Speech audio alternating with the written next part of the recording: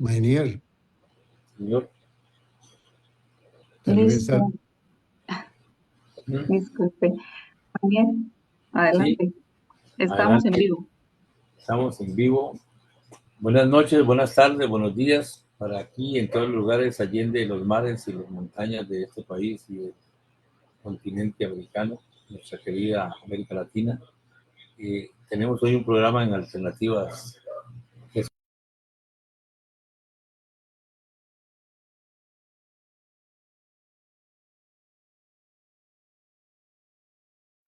Ay, Mainier, ¿puedes activar tu micrófono? Sí, lo tengo activado. Listo, Hoy, gracias. ok. Pensar libremente para construir un país y un mundo integralmente mejor. El tema que hoy nos ocupa tiene a 4 panelistas distinguidos que son amigos de Alternativas y del pueblo de Costa Rica. Tenemos a doña Cecilia Jiménez, especialista, socióloga, luchadora por los derechos humanos y una mujer de gran valía y valiente en esta lucha constante. Don Oscar Madrigal es un analista político, es abogado y es un luchador social, para decirlo en términos generales. Don Luis Paulino, doctor en economía y estudios especializados, es uno de los grandes escritores de este país y es un hombre comprometido con la lucha social de este país. Y Alexander Cortés, profesor universitario también, y un hombre comprometido con la lucha social. En realidad contamos con un panel, no me gusta decir de lujo, sino un panel comprometido. Eso será mejor. El tema que hoy nos ocupa es este problema que tenemos de todas las alternativas que hay de cómo se etiqueta el movimiento político de parte de este sistema capitalista. Etiquetas como socialismo, comunismo, izquierdismo, etcétera, necesitan ser ¿qué? Separadas de la realidad que vive Costa Rica y ponerlas en su punto, demostrando cómo el sistema capitalista, digamos, el tema que nos ocupa, que quieren verlo así, porque es que es dominante, ejerce una presión desde todo punto de vista para desajustar el pensamiento, no dejar pensar a la gente primero, y segundo, para cumplir sus propósitos como son la acumulación, la explotación y el dominio no solamente territorial, sino mental, político y hasta espiritual. En ese sentido, escuchamos por 10 minutos, ahí me acuerdo de los compañeros de hablar dos ternas de 10 minutos, la compañera Cecilia Jiménez, buenas tardes, buenas noches, buenos días. Adelante, Cecilia. Muy buenas noches, muy buenas tardes. Quiero decirles que yo preparé una cosita pequeña desde lo teórico, pero también me gustaría en la segunda parte, en los próximos 10 minutos, es explicar un poco cómo se vive el tema de las etiquetas, de las descalificaciones en un pueblo como San Ramón, porque yo no era de San Ramón y al llegar aquí fui víctima bastante de las etiquetas, pero eso lo hablamos al final. En primer lugar, quería aprovechar el discurso del presidente Pedro Sánchez de España. Entonces, digo lo siguiente, de manera de introducción, en la reciente cumbre de líderes progresistas celebrada el 18 de abril de 2026 en Barcelona, el actual presidente de España, Pedro Sánchez, hace una disertación que de manera puntual define claramente el problema de las etiquetas, pero además reafirma su ideal socialista que trasciende la mera resistencia frente a la ola global de extremismo. Su discurso inicia diciendo lo siguiente: nunca te avergüences de tus ideales, el mundo necesita gente como tú. Continúa, zurdos nos llaman en Argentina, progres nos llaman en otras partes del mundo, pacifistas como un menosprecio, charas en España les llaman a las feministas, rojos de la izquierda, verdes a los ecologistas, todo eso nos reprochan. Han intentado una y otra vez que nos avergoncemos de nuestros ideales de nuestra historia y de nuestras acciones en lo concreto cuando nos implicamos en algunas de las luchas por nuestras convicciones y porque el momento histórico lo demanda. Pero, ¿sabéis? Decía el presidente de España, la vergüenza cambia de bando. A partir de ahora la vergüenza es para ellos. El orgullo, sí, de ser de izquierdas, de ser socialistas, de ser socialdemócratas, progresistas, porque el progresismo hoy es más necesario que nunca. Fin de la intervención de Pedro Sánchez. Es claro que esta transparente visión propone un socialismo de responsabilidad y acción, de tal suerte que defender la democracia participativa y popular a favor de una verdadera representatividad y de lo popular pasa necesariamente por las etiquetas que nos van endosando como representantes de algunas de nuestras luchas y de nuestras identificaciones. Sí, la vergüenza debe ser para los portadores del neofascismo, decía don Pedro Sánchez. La derecha entreguista, la vergüenza, reiteremos con Sánchez, debe ser para ellos, el orgullo para la izquierda. Los agitadores de ultraderecha, los supremacistas, los neofascistas. Es claro que la prensa mediática asume una forma de asedio criminal. Su discurso de odio, los mecanismos autocráticos, las particulares formas de concentración del poder, sus poses dictatoriales y su marcado acento populista otorgan a las etiquetas formas de mecanismos para desdibujar al otro, descalificarlo y macartizarlo. En este contexto, los audios filtrados de Juan Orlando Hernández, un narcotraficante convicto, y las diatribas de Rodrigo Chávez, que es necesario limpiar de comunistas a nuestro país, son solo pequeñas muestras de un discurso de odio y confrontativo. Efectivamente, la descarga ideológica que tienen las etiquetas forman parte de la tensión entre el reduccionismo necesario para la comunicación ágil y el respeto por el contexto, la memoria histórica y la idiosincrasia que le es consustancial a los pueblos. Arriesguemos una simplificación en el tema que nos ocupa. Una etiqueta es un cliché, es un estereotipo que nos endosan en determinados momentos. En el imaginario colectivo se van fijando prototipos cromáticos, lo señala Pedro Sánchez, que funcionan bajo el trasfondo histórico-cultural en donde se afirman o son compartidos. Veámoslo, por ejemplo, sencillos. El que es perico donde quiere es verde, pero ese es verde degrada en choricero, sin vergüenza, corrupto. En contraposición nace el concepto de mariachi, pero detrás de este nuevo término, la descalificación es más estructural. En ese mismo orden, el rojo queda históricamente asignado para los comunistas. Su origen se remonta a las raíces de la Comuna de París y la carga peyorativa es muy fuerte y se asocia a una cultura de ignorancia. En Europa occidental se le asoció a la socialdemocracia, mientras que en Estados Unidos durante la Guerra Fría era sinónimo de amenaza, terrorismo, desestabilizador, antidemocrático. El verde para los ecologistas surgió en los años 70, pero en países con economías dependientes de recursos naturales puede ser visto como elitista o antidesarrollo. El ejemplo es necesario retrotraerlo. Cuando Rodrigo Chávez, de una manera irresponsable, descalifica las denuncias de tala de medidas en Gatoca Manzanillo, Óscar Arias hace mofa de que en Crucitas es un poco de tierra y, y unos viejos almendros, lo que se está destruyendo a cambio de un desarrollo sostenible para la zona. Noam Chomsky es más profundo en el análisis. Para este analista, el problema ocurre cuando la etiqueta congela significados y se aplica sin ajustes. Llamar rojo a un reformista venezolano, a un maoísta nepalí o a un sindicalista español es igual de preciso que llamar fruta a una manzana o a una guayaba. Totalmente descalificador el concepto. De lo escrito hasta ahora podemos acercarnos a una primera conclusión. La etiqueta usada desde los grupos de poder y en un contexto histórico determinado, siempre estarán asociadas a la memoria de la violencia política. Las alianzas locales y culturales, simbología indígena, religiosa o artística rellena de contenido real esos colores.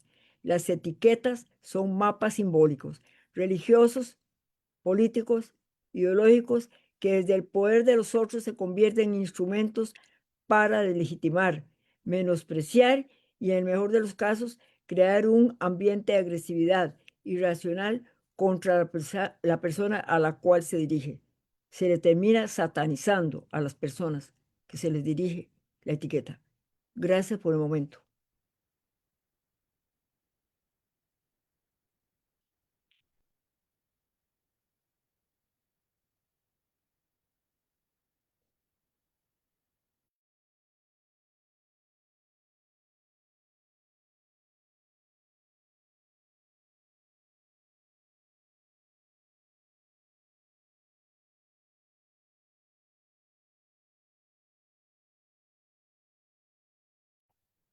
Mañer, no se escucha, por favor. Sí, algo bien. Don Oscar Madrigal, está bien. Gracias a doña Cecilia por todos los aportes. Nos ponen una sintonía importante de lo que son las etiquetas, don Oscar, hasta por 10 minutos a partir de ahora.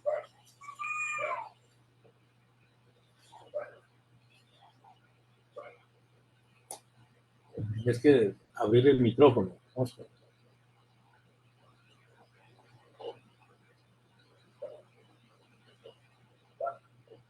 Ahora, Sí, señor. decía que muy buenas tardes a todos las personas que nos escuchan y a los que participan de contertulios en esta conversación. Casi todos los que estamos aquí escribimos en Facebook y en otras redes sociales y en otros instrumentos de divulgación. Hace poco yo dije en Facebook que el Ministerio de Hacienda proyectaba que los salarios de los empleados públicos iban a ser congelados hasta el año 2033. Entonces comenté y escribí sobre esa noticia. Y muchas de las personas que comentaron el asunto me llamó la atención porque decían que eso era bueno porque permitía ordenar las finanzas, porque iba a poner orden en nuestra economía. Me llamó la atención que la gente no le importara en gran manera que su salario estaría, el salario de los empleados públicos, de las maestras, de los trabajadores de instituciones autónomas del Estado, serían congelados hasta el 2033. Y entonces uno dice, ¿por qué esa gente piensa así? Y no es porque sea tonta, pienso yo, no es porque sea un estúpido, no, es porque tampoco que los han engañado, ¿verdad? Sino el asunto es más grande y más complejo. Es que están convencidos de eso. Y uno se pregunta, ¿están convencidos de que la gente, de que los trabajadores tienen que sacrificarse para, por ejemplo, pagarle los intereses a los grandes bancos internacionales? Y efectivamente la gente está convencida de eso. Igual, es la otra gran pregunta, ¿por qué los pobres votan por los ricos, votan por los explotadores? ¿Por qué hoy en día los trabajadores ya han desaparecido prácticamente del discurso, del mensaje, de las informaciones, de las noticias? Y ahora los han convertido en colaboradores. Ahora un trabajador de una fábrica es un colaborador. Ahora un trabajador de Uber es un socio de Uber, de la empresa o del que reparte comidas. Entonces, eh, las cosas, ese lenguaje también, esa forma, va desfigurando la sociedad, va creándonos a nosotros una imagen falsa de esa realidad. ¿Y por qué ocurre esto? ¿Por qué la gente está convencida? Es que esto es lo grave. Está convencida de que debe sacrificarse en función de un sistema que lo explota, de un sistema que le saca buena parte de su fuerza de trabajo para enriquecer a otras personas. Y, es, y esa es la base principal del sistema que nosotros vivimos. El sistema no se basa solo en aparatos coercitivos, ¿verdad? No se basa solo en la policía, en el ejército, en la represión, sino tiene un enorme sistema de instrumentos que se llaman los aparatos ideológicos del sistema que permiten efectivamente hacer que el trabajador no solo apoye, porque, sino que esté convencido de eso. Y para eso utiliza todos los medios para alcanzar ese convencimiento y que básicamente su función sea seguir cumpliendo con esas tareas y que no se revele ante lo que está ocurriendo en el país. En Costa Rica eso está pasando aceleradamente y en general en todo el mundo, especialmente con el surgimiento de las redes sociales. Hoy en día las redes sociales han magnificado este fenómeno que ha existido desde siempre, el fenómeno del control ideológico de las personas. Pero ahora las redes sociales lo han magnificado enormemente porque han convertido también a las personas en parte activa de este proceso. Entonces la gente puede opinar, la gente puede darle un like, la gente puede externar alguna opinión, una opinión a su vez mediatizada, ¿verdad? Porque le han enseñado a través de una máquina que es la que maneja los algoritmos y lo que maneja las redes sociales, de que eso que él piensa está muy bien fundamentado. A nosotros lo que nos corresponde entonces es precisamente tratar de romper ese círculo de los aparatos ideológicos y hacer lo que podamos hacer, cada uno desde nuestras posibilidades. Básicamente lo que se llama es hacer un trabajo de pedagogía social, de pedagogía crítica, que la gente pueda llegar a romper con ese dominio, con eso, esa enajenación que se llama ideológica, en la cual lo único que le permite es seguir reproduciendo el sistema capitalista y no lograr un sistema nuevo que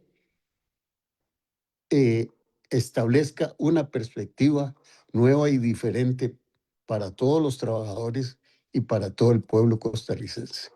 Eso es lo que podría decir yo en esta introducción.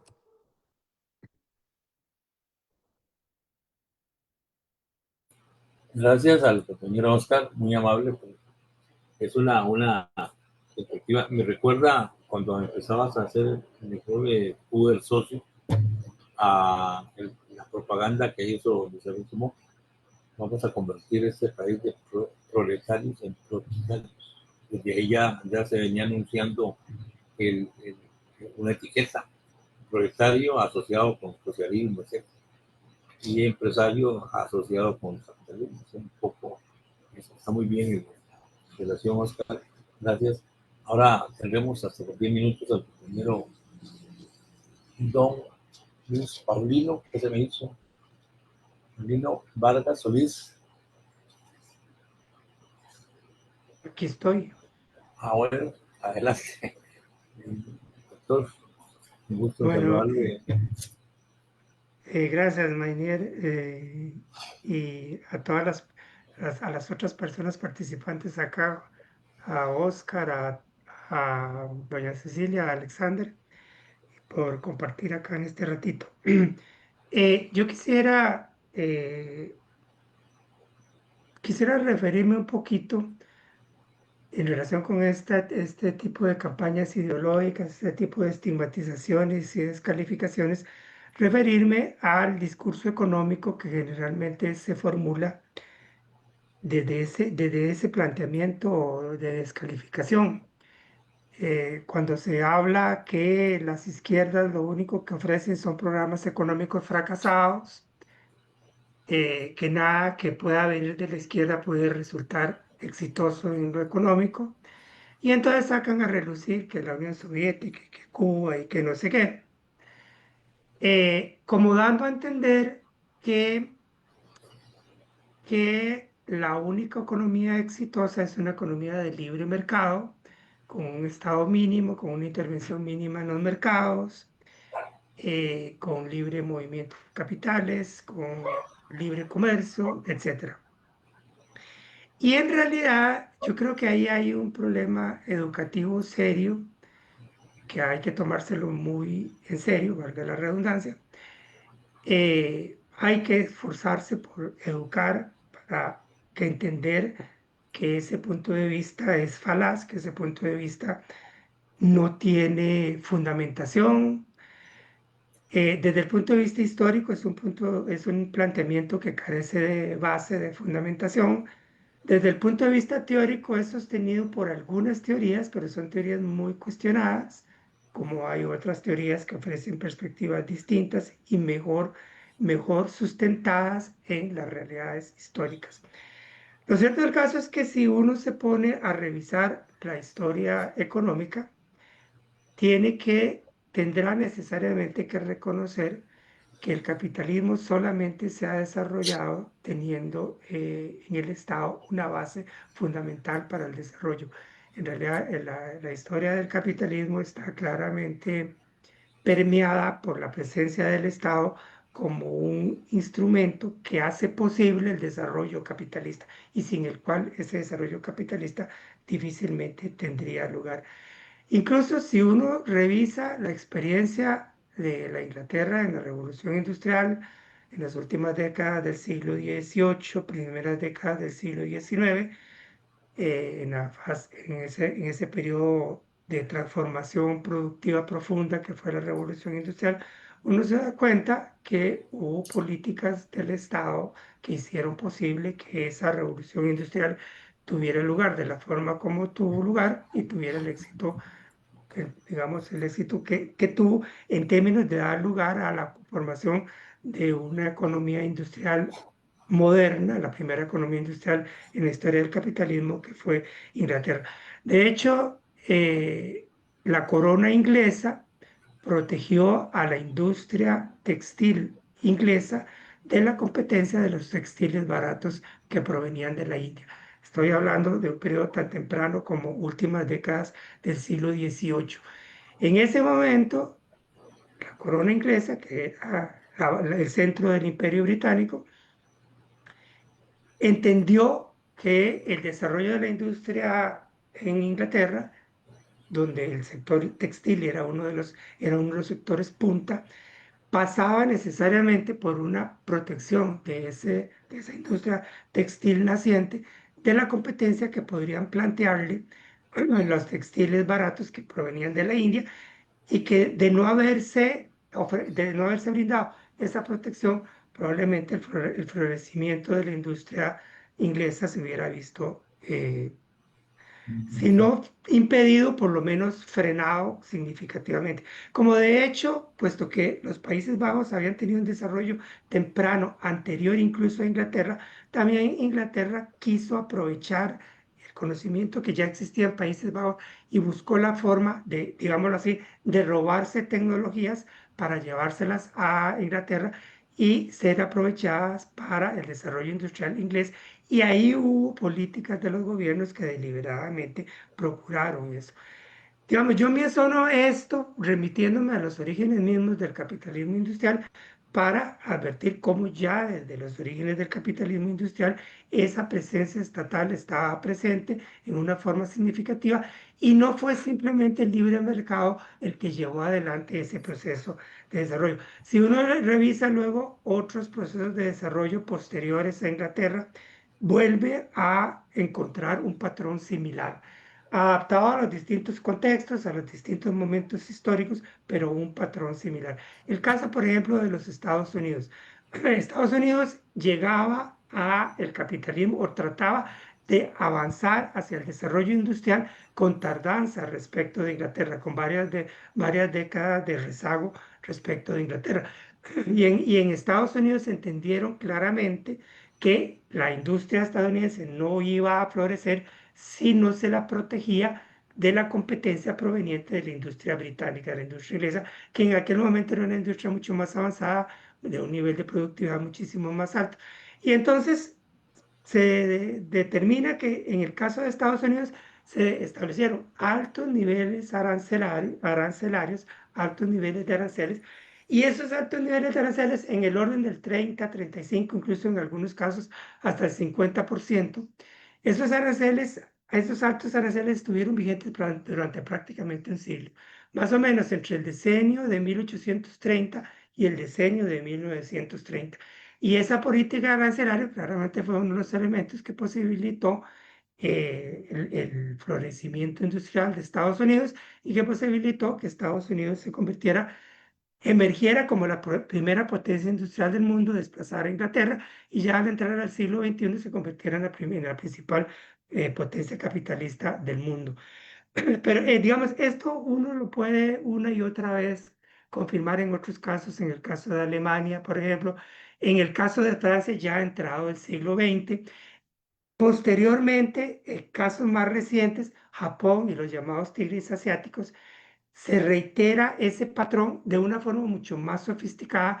Ya uno en Japón y los tigres asiáticos, Corea del Sur, Taiwán, etcétera, uno encuentra una forma de intervención estatal más sofisticada que la que se había observado en Estados Unidos durante el siglo XIX, en Alemania también durante el siglo XIX, que fue lo que posibilitó que Estados Unidos y Alemania se convirtieran en potencias industriales, porque de otra manera posiblemente la competencia de las manufacturas estadounidenses no se lo hubiera permitido. Uno observa eso en el caso de Japón, de los tigres asiáticos, y lo vuelve a observar en el caso reciente de China, con todas las particularidades de la economía china, que sigue siendo una economía con una presencia estatal fuerte, hay empresas estatales fuertes, hay un sector estatal importante, sobre todo hay un partido que concentra el poder, digámoslo así, el partido único, el Partido Comunista, una dirección estratégica del desarrollo desde las dirigencias, desde los cuadros de ese partido y los cuadros altamente calificados de las burocracias estatales chinas, lo cual tiene bastantes similitudes, más de las que pudiera creerse, con por ejemplo la experiencia japonesa. El desarrollo de Japón se basó mucho en eso, en una intervención estatal fuerte en la economía, en una dirección estatal con perspectiva estratégica, de manera que no era simplemente el mercado el que determinaba hacia dónde debía avanzar la economía, sino que había una regulación, una intervención, una conducción estatal fuerte. Pero como el tiempo es un poquito corto, voy a dejar esa parte ahí para hacer mención de otra cuestión, de cómo las políticas industriales y la inversión pública, sobre todo en ciencia y tecnología, explica gran parte de las revoluciones industriales contemporáneas. Porque tal vez hubo una época de siglos XVIII, XIX, tal vez principios del siglo XX, donde era efectivamente cierto que las innovaciones tecnológicas surgían muchas veces a partir de iniciativas privadas, Cada vez menos eso es así. Cada vez más surgen a partir de grandes programas de investigación financiados con recursos públicos, liderados por el propio sector público, liderados por el Estado, que dan lugar a las innovaciones tecnológicas más fundamentales. El caso, por ejemplo, de Internet o de la computadora, ambas innovaciones tecnológicas que son absolutamente fundamentales, que explican mucho del mundo que estamos viviendo hoy día, ambas surgieron a partir de grandes programas públicos de inversión. De hecho, surgieron en el contexto de la Segunda Guerra Mundial. En el contexto de la Segunda Guerra Mundial, cuando Estados Unidos quería desarrollar nuevas tecnologías que le permitieran tomar ventaja frente a la Alemania nazi, se financiaron masivos programas de inversión, financiaron masivos programas de investigación que dieron lugar a la computadora, a Internet, a otras innovaciones tecnológicas fundamentales. Igual, ahí yo me podría remitir a la economista italiana, estadounidense Mariana Mazzucato, para ilustrar lo que han significado las grandes inversiones públicas en programas como la famosa misión Apolo de los años 60, 70 en Estados Unidos, un programa financiado masivamente por recursos públicos, dirigido desde el sector público, liderado desde el Estado, desde el gobierno, desde agencias estatales como la NASA, que dio lugar también a grandes innovaciones tecnológicas, muchas de las innovaciones tecnológicas más significativas de nuestra época. Pero bueno, creo que ya se me vencieron Estamos en los 10 tiempo. minutos. Sí, se me vencieron Estamos los 10 minutos, termino acá. Gracias.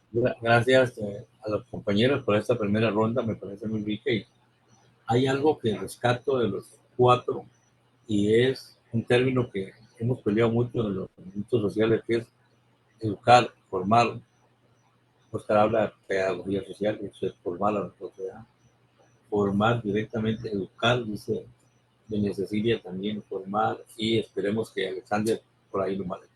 Eso es fundamental para contrarrestar esas etiquetas y precisamente conectar esto con la realidad. Yo recuerdo algo de lo que decía Paulino de Inglaterra. El primero que planteó la reducción de jornadas, hasta donde recuerdo, fue Robert Owen en 1810, que era un empresario inglés y la peleó duro y ponía explicaciones de por qué era mejor que un trabajador bien descansado y bien preparado podría rendir mejor. Pues digamos que eso recupera un poco lo que es tener el principio. Bueno, yo veo fue catalogado como un, ¿cómo se llama? Socialista utópico, algo así. Pero entonces, eh, digo que esto es importante respetarlo como el papel de servicios públicos son trascendentales. Bueno, ahora seguimos de nuevo con doña Cecilia en esta segunda ronda para que vayan. Me está brincando a mí, Manuel. Perdón. Qué bárbaro. Sí, seguimos ahora con don Alexander Cortés y Campos. Don Ilustre, tiene la palabra hasta por 10 minutos. Ok, muchas gracias, Manier. Buenas, Luis Paulino, Oscar, señora Cecilia y a todos los que nos escuchan. Voy a tratar de compartir una diapositiva que traigo acá. Me dicen si la están viendo, ¿sí? ¿Sí la están viendo? Sí, Manier, Alexander, se ve sí, bien, se ve bien. perfecto, muchas gracias. Más allá de las Ay, etiquetas. perdón. Voy a ver cómo hago quitar esta cosa que no me estorbe. Ahora sí. Iniciaré con una pregunta incómoda, que dice lo siguiente: ¿de qué hablamos realmente cuando usamos las palabras comunismo, socialismo o izquierda en el debate público actual?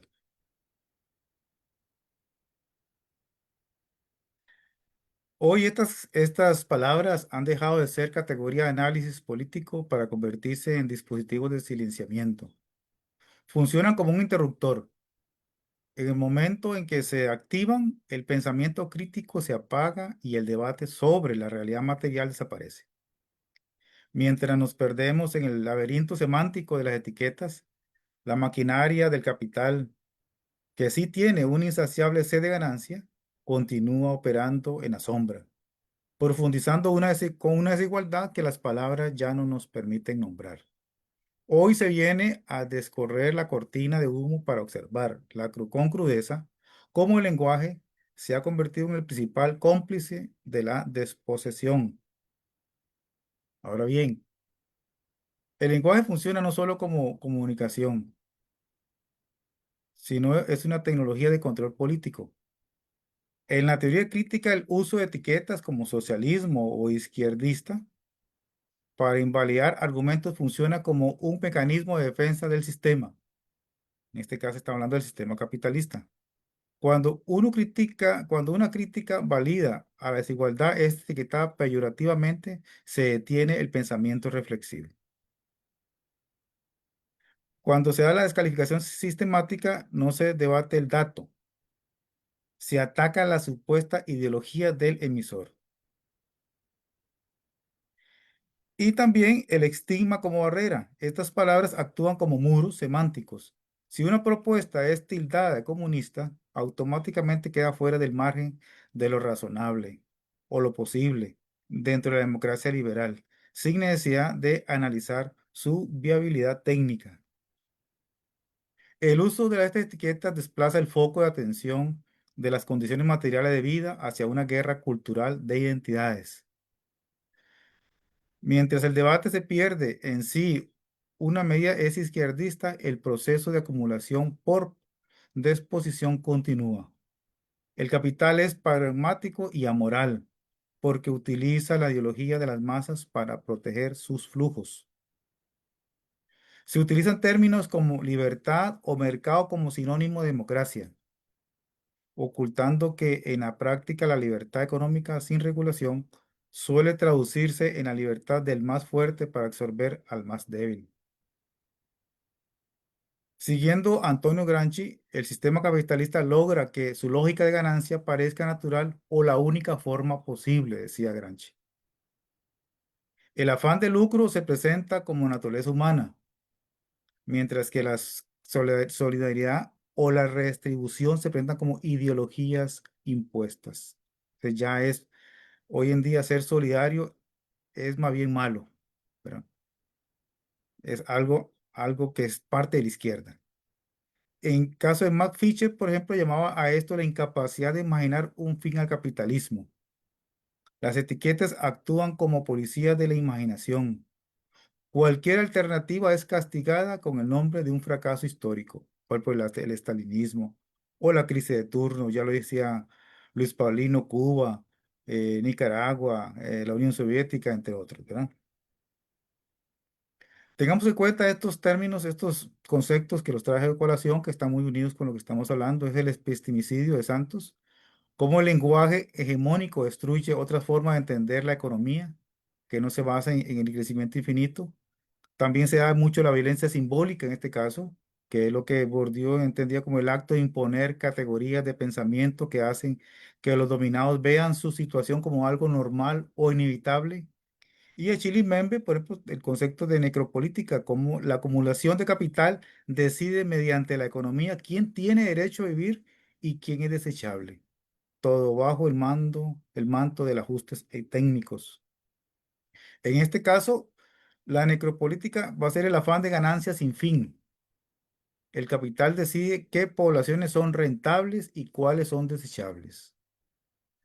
Hoy vemos, por ejemplo, mucha gentrificación en muchas zonas del país, principalmente en zonas de costas y en el área metropolitana, donde la población original ha sido prácticamente quitada, eliminada, para atraer grandes consorcios o grandes urbanizaciones.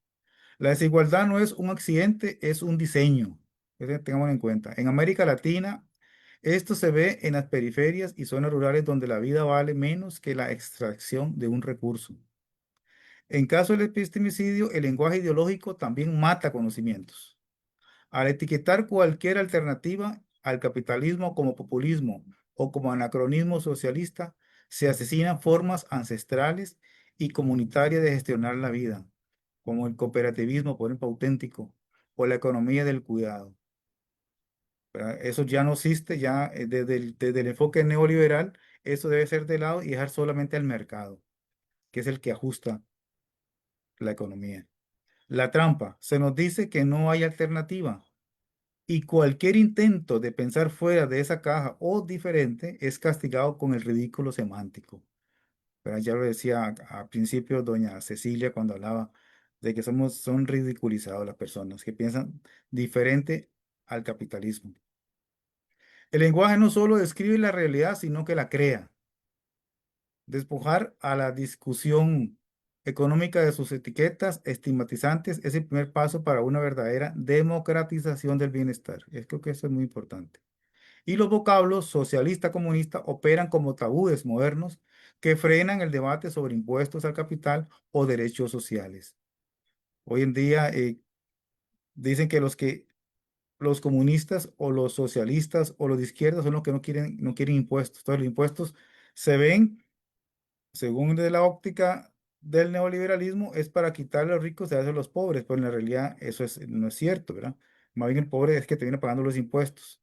Y también los derechos sociales desde una perspectiva neoliberal se entienden diferente desde una perspectiva más democrática o más racional. El capital busca la expansión. Hay que desmistificar que la desigualdad es un error, porque es una característica intrínseca del modelo de acumulación actual. La desigualdad no es un error, hay que tenerlo claro, ¿verdad? Es una característica del modelo neoliberal actual de acumulación. Hay que hacer un llamado a la higiene del lenguaje. Hay que recuperar la capacidad de nombrar la realidad, desposesión, precariedad, oligopolio, sin caer en las trampas semánticas. Hay que descolonizar el lenguaje, es un acto de resistencia económica. Si recuperamos la capacidad de llamar al despojo por su nombre y no por una etiqueta ideológica, la cortina de humo se disipa y queda al descubierto la urgencia de un sistema que ponga la vida por encima de la acumulación. Este concepto de Harvey explica que el capitalismo, en este caso de desposesión, no solo crece produciendo cosas, sino también robando lo que antes era público, lo que antes era el pueblo. Más allá de la fábrica, la acumulación ya no ocurre solo mediante el trabajo asalariado. Hoy ocurre mediante la privatización de bienes comunes, agua, semillas, salud, educación. Luis Paulino ahorita explicaba cómo el capitalismo en sus orígenes estaba muy relacionado con las empresas, con la fábrica. Hoy en día ya no es eso solamente. Ahora se roba lo que es parte del pueblo, el agua, la semilla, la salud, la educación, incluso la cultura. Vemos hoy en día que los grandes territorios indígenas, alrededor de los territorios indígenas, se han construido grandes edificios, grandes hoteles, traen gente para ir y llevan a los turistas a ver los indígenas, por ejemplo. Entonces los indígenas han convertido ese territorio en zoológicos humanos, llamémoslo así, ¿verdad? Se han convertido en mercancía, donde esa plata no queda en el territorio indígena, sino que queda en los grandes dueños de hoteles, en los operadores, los tour operadores y entre otras personas o corporaciones que están enriqueciendo a costa de la cultura. El rol de la Sí, etiqueta, y vamos a ver esto, cuando una comunidad se opone a la privatización de un río, por ejemplo, o la minería, el sistema activa la cortina de humo. Se les etiqueta de enemigos del desarrollo o izquierdistas radicales. La palabra comunista funciona aquí como un desinfectante moral, ¿verdad? Desinfectante, un insecticida, ¿cómo llamarle? Si el que se opone es comunista, entonces su despojo es legítimo y necesario para el progreso. Se oculta que el verdadero fin es la transferencia de riqueza pública a manos privadas. tiempo ya, Alexander. Ok, entonces ahora sí con la segunda parte. Ajá, Gracias. está bien. Bueno, Voy a eh, ver cómo hago para quitar esto un momentito, dejar de compartir de aquí. correcto, estamos bien, Ahora sí. está bien. Ahora seguimos en el asunto del público. Bueno, hemos tenido una primera ronda muy eficaz, donde se va cuadrando la exposición. Ahora vamos a seguir con doña Cecilia, doña Cecilia Jiménez, para que haga sus conclusiones en otros 10 minutos. A ver si nos queda pues, tiempo para seguir tratando un poco. Bueno, realmente he aprendido mucho, mucho de las exposiciones de ustedes y sobre todo cuando estamos con frecuencia analizando lo que acontece en la realidad social y más allá de lo nacional. Sinceramente, las exposiciones de ustedes me invitan a pensar, bueno, ¿dónde ubicamos la contradicción dialéctica?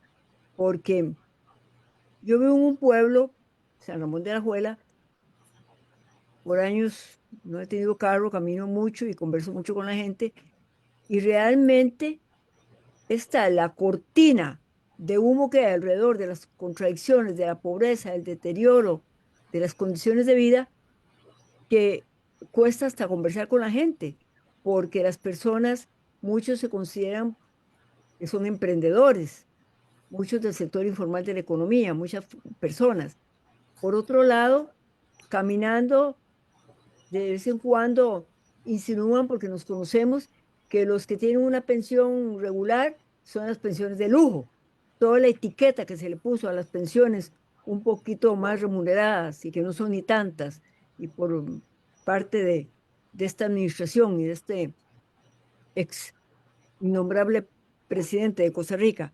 Pero cuando nos acercamos más y más y profundizamos de veras a la realidad que está viviendo nuestro pueblo, donde por lo menos acá, y cuando vamos mucho para San José, esos lados, vemos la invasión de carros, muchos de lujo, ya sabemos de dónde proceden, y que ya los parqueos no dan, pero a la vez vemos los supermercados llenos, pero así como los veo acá, y los supermercados y mercados de pueblo, donde la gente tiene que calcular lo que trae para poder comprar. La feria del agricultor son como un espejo de las contradicciones que vivimos en esta sociedad.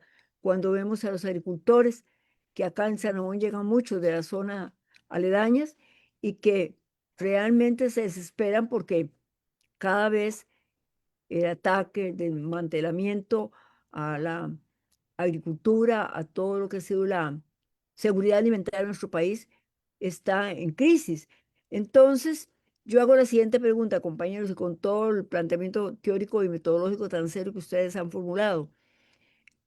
¿Cómo podemos entrar al tema cuando hay toda una ideologización en torno a los que tratamos de ser críticos, a los que cuestionamos, etcétera?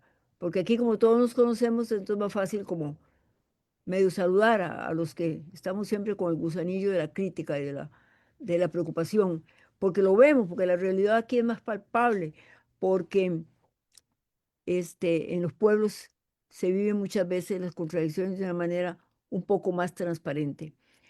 En San Ramón, por lo menos, con la gente humilde que nos rozamos dichosamente, que trabajamos dichosamente, se encuentra como que la gente tiene un velo a través de las redes. Las personas no quieren hablar, no quieren pensar, si se les pone un tema, se quedan en silencio, inclinan la cabeza, como aceptando que todo lo que está es para siempre y que no hay de otra, ¿verdad? Es preocupante porque, bueno, como ustedes y nosotros lo concebimos, el sistema es letal, ya este sistema no le va a durar 300 años más, por decirlo de alguna manera, pero en esta etapa de decadencia tan visible, tan, más bien evidente para algunos de nosotros, de los que todavía por dicha pensamos, los comunistas, etcétera, es diferente, porque sí hay como un lenguaje, sí existe como un velo que ha sido impuesto por los medios de comunicación, por todo el bagaje ideológico de estos gobiernos más que neoliberales, este último gobierno en el que estamos en este momento, donde las expresiones y el vocabulario y todas las etiquetas eran y son tan terriblemente descalificadoras, burdas, yo no sé si se puede decir que a un sector de nuestra población se le hizo retroceder un poco más en el pensamiento. Dichosamente, y con esto cierro, algunos de nosotros y desde la Organización de Derechos Humanos que represento, estamos planteando por segundo año talleres de formación política en sindicatos. Solo el año pasado tuvimos la oportunidad de llevar nuestros talleres a 800 educadores de la educación pública, trabajadores y trabajadoras. En este momento nos están invitando a otros sindicatos más, pero claro, hay un nivel educativo diferente. Los maestros y las maestras son increíblemente llanos, críticos, autocríticos, están al frente del deterioro, no solo porque el presupuesto de la educación pública decayó totalmente, sino porque viven en carne propia el hambre, la necesidad y la desigualdad en las aulas, en los jóvenes que llegan sin alimentación, sin zapatos, los centros educativos se les está cayendo los techos, no hay agua en algunos lugares, etcétera, sino porque ellos mismos también, como trabajadores de la educación y trabajadoras, viven en carne propia un deterioro terrible en la salud, recargo de trabajo tremendo, no están todos en propiedad, la gran mayoría son trabajadores de la educación en condición interina, los nombran, los sacan, los meten, están endeudadísimos porque la única manera para un sector de la población nuestra de adquirir pues su casita o lo que sea es endeudamiento. Los intereses ya todos sabemos cómo están. Entonces, cuando nos encontramos con esa realidad que nos invita a pensar y a transmitir lo poquito o a intercambiar conocimientos, en algunos sectores todavía es posible, pero con el común de la gente y que nos encontramos en la calle, que son trabajadores que vienen a veces ya en desempleo total, arruinados además por drogas, que tocan las puertas de nuestras casas, porque todavía aquí en estos pueblos se abre o se le brinda un vaso de agua a alguien que lo pide. Nos damos cuenta que las estadísticas no mienten. La desigualdad social es tan terrible, compañeras y compañeros, que nos ayuda a ver de manera bien transparente que este sistema ya no dio para más y que cada vez y cada vez, por ejemplo, y con esto cierro para no hablar demasiado, yo encuentro que mucha gente de acá, en las cooperativas, porque tanto mi compañero como yo siempre estamos participando en algunas instancias, las cooperativas de crédito, la gente llega a pedir 200, 300.000 colones para comprar una lavadora porque cada vez es mayor el sector de la población costarricense que no son sujetos de crédito. Hay una exclusión en los créditos. Cada vez se exigen más condiciones para otorgar créditos. Todos sabemos que los jubilados no somos sujetos de crédito, etcétera. Entonces, todo eso, qué sé yo, incrementa más las ausencias tan grandes, la ausencia de mejores condiciones de vida. No hay esperanza. Eso lo vemos algunos. Un último ejemplo. Nos reunimos y estamos trabajando con una familia de campesinos. Un campesino que tiene la obligación de dar una pensión injusta, porque los tribunales de justicia todos sabemos hacia dónde van y toda la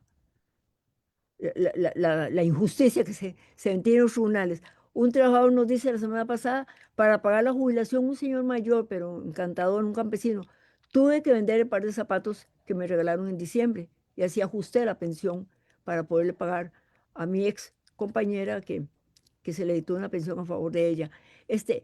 Por cualquier perdón la palabra, rendija que uno vea de esta sociedad, se desborona las posibilidades, el proyecto socialdemócrata, las conquistas sociales que logramos de los 40 para acá. Y ahora, ¿qué nos recetan este nuevo, entre comillas, nuevo, porque no es nuevo gobierno, y el saliente? Si no es la amenaza, si no es la descalificación, si no son todos las etiquetas, acá hay que moverse hasta saber con quién se habla y con quién no, porque todos nos conocemos, etcétera. Dejo más bien interrogantes, pero me alegra mucho este tema que se propuso y agradezco mucho todo lo que he podido aprender de ustedes, con los aportes teóricos y más allá que han brindado en esta actividad de la tarde de hoy. Muchas gracias.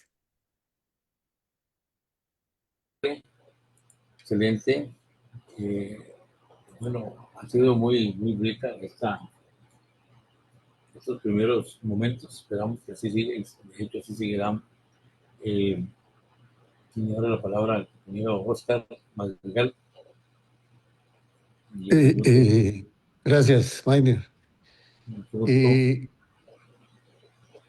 El sistema capitalista se asienta sobre dos patas principales. Una es el aparato que llamamos coercitivo, el ejército, la policía y los otros medios que te golpean, te controlan de esa manera. Reprimen una manifestación, una huelga. Y la segunda pata en la que se sustenta para mantenerse el sistema capitalista es la ideología, los aparatos ideológicos en concreto. ¿Cuáles son esos aparatos ideológicos? Bueno, van desde la escuela, la familia, los medios de comunicación, la televisión, la radio y ahora las redes sociales. Básicamente a esta segunda pata es donde le hemos puesto más atención o debemos ponerle más atención, porque la ideología capitalista no coerciona realmente, sino que su función es convencerte. Es decir, la ideología tiende a convencernos de una serie de cosas. ¿Para qué te van a convencer de eso? Para dominarte, para que no te rebeles y para que veas como natural, como normal, como sentido común, muchas cosas que no son de sentido común. Ya lo hablábamos antes. Ahora los trabajadores de Uber son socios. Aquel que vende cosas en un supermercado es un emprendedor. Hay un dominio del lenguaje que tiende a apartarnos de la estructura propia del capitalismo. Y este gobierno ha sido exitoso en ese sentido también. Además de que el capitalismo ha establecido una nueva ideología y es que ya no vale la solidaridad, ahora es la individualidad, ¿verdad? Y si usted tiene éxito en la vida es porque usted individualmente se lo ha ganado, ¿verdad? No porque ha habido una escuela, no porque ha habido una universidad, no porque ha habido un seguro social que le han permitido a usted tener éxito. Entonces, la solidaridad también la han convertido en o la han sustituido más bien por el éxito individual.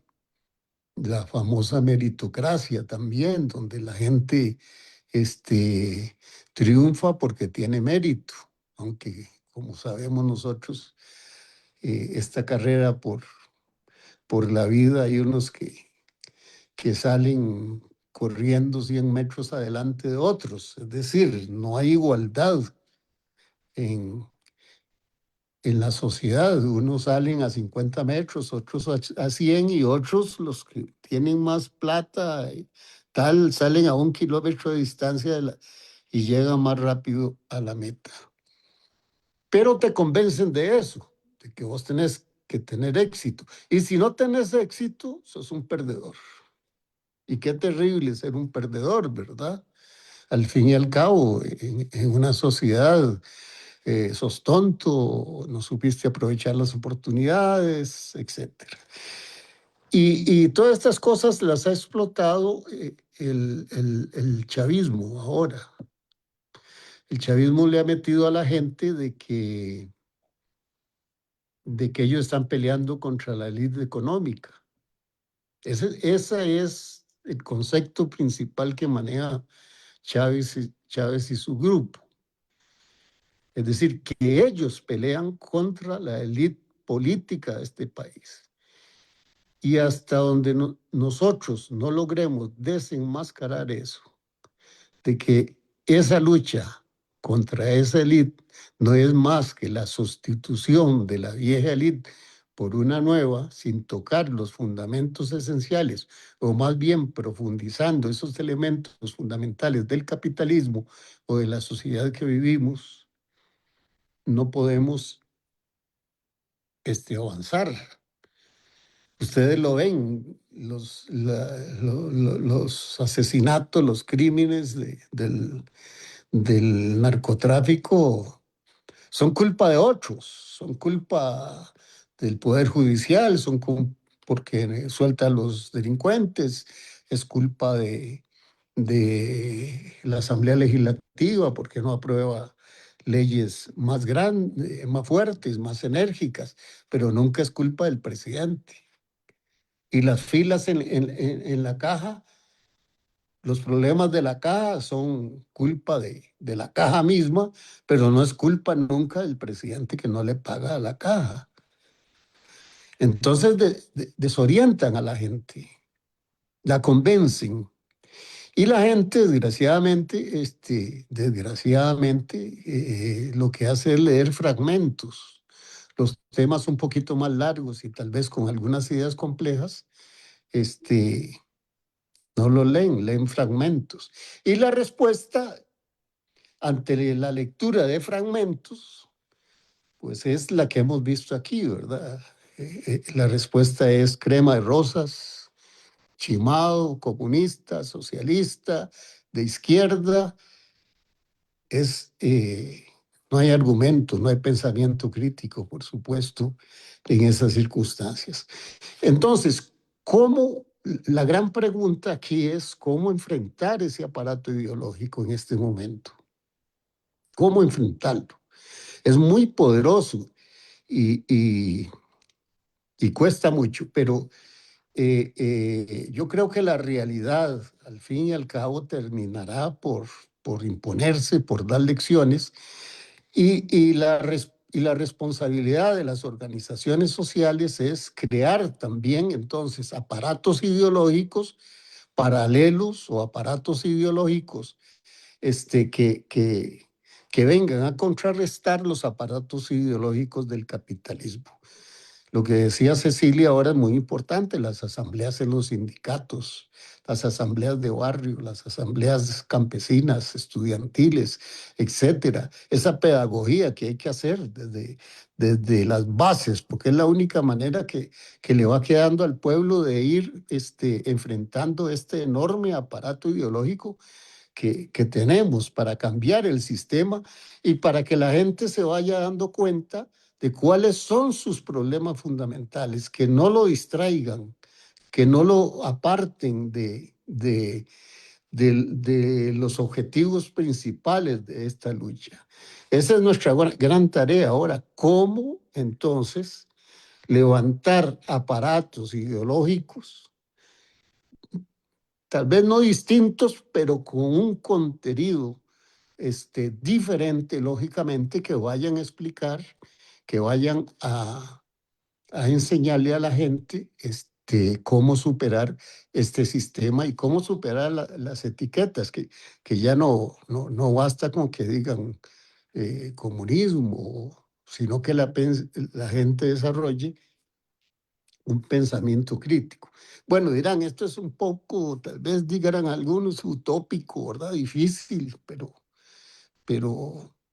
yo pienso que la realidad se tendrá que imponer cuando ese trabajador dice, a mí no me importa que me congelen el salario hasta el 2033, no me importa, pero cuando ya empiece a que las deudas lo agobian, cuando ya no puede terminar el mes, cuando ya no le van a rematar la casa, etcétera, cuando ya tenga todo eso, cuando ya la realidad se imponga, él probablemente empiece a desarrollar un pensamiento crítico. Y además es nuestra única alternativa, ¿verdad? Es decir, es la responsabilidad que nosotros como personas conscientes tenemos por delante. Yo pienso que eso es lo que ahora tenemos que desarrollar, una gran lucha ideológica contra el chavismo, ahora como la expresión más brutal, por decirlo así, del capitalismo en Costa Rica.